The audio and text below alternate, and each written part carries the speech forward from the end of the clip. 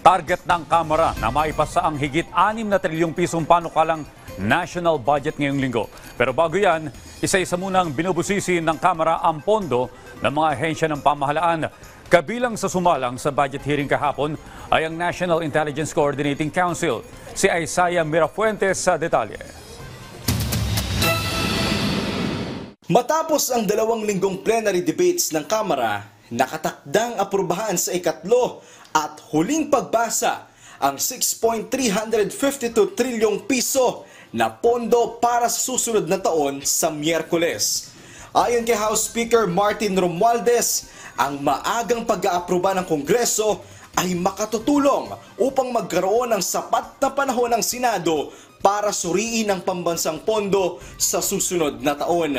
Naging abala ang Kongreso sa budget hearing dahil sa dami ng mga ahensya na nakaschedule. Isa sa mga mainit na napag-usapan sa budget hearing ay ang NICA o National Intelligence Coordinating Council. Mariin itong binusisi ng Makabayan Bloc na nagsususpetsya na tila pasimuno umano ito ng red tagging sa bansa. Sa pagsalang pa lang ni Representative Ton at Sharon bilang isa sa mga sponsor ng budget ng NICA, agad siyang pinaulanan ng mga tanong ng 2 miyembro ng Makabayan Bloc na sina Gabriela Representative Arlene Brosas at Kabataan Party List Raul Manuel.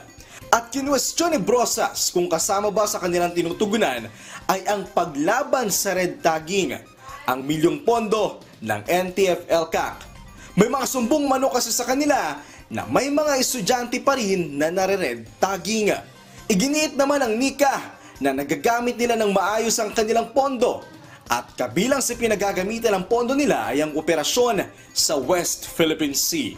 Sa huli, lumusot na sa Kamara ang proposed 2025 budget ng NICA. Napag-usapan din ang tungkol sa pondo ng Office of the Presidential Advisor on Peace, Reconciliation and Unity. Hiling ng mga mambabatas, gusto nila makita ang breakdown na naitutulong na ahensya sa pagpapanatili ng kapayapaan sa bansa. Isa pa sa mga sinilip ng Kamara ay ang proposed budget para sa Marawi Compensation Board o MCP. Hiling ng mga mambabatas na mapatunayan ng ahensya na mabilis na nakakabangon ng Marawi mula sa sigalot ng kanilang naranasan noong 2017. Samantala, agad na mga naipasa ng Kongreso ang mga budget ng Dangerous Drug Board, Presidential Management Staff at Mindanao Development Authority. Inaasahan ding mapag-uusapan ang budget na ilalaan para sa Office of the Vice President ngayong araw. Una nang sinabi ng OVP na kanila lang naisumite ang lahat ng requirements na kailangan ng Kongreso at sila na ang bahalang magdesisyon sa kahihinatnan ng pondo ng OVP. Isaiah Mirafuentes para sa Pambansang TV sa Bagong Pilipinas.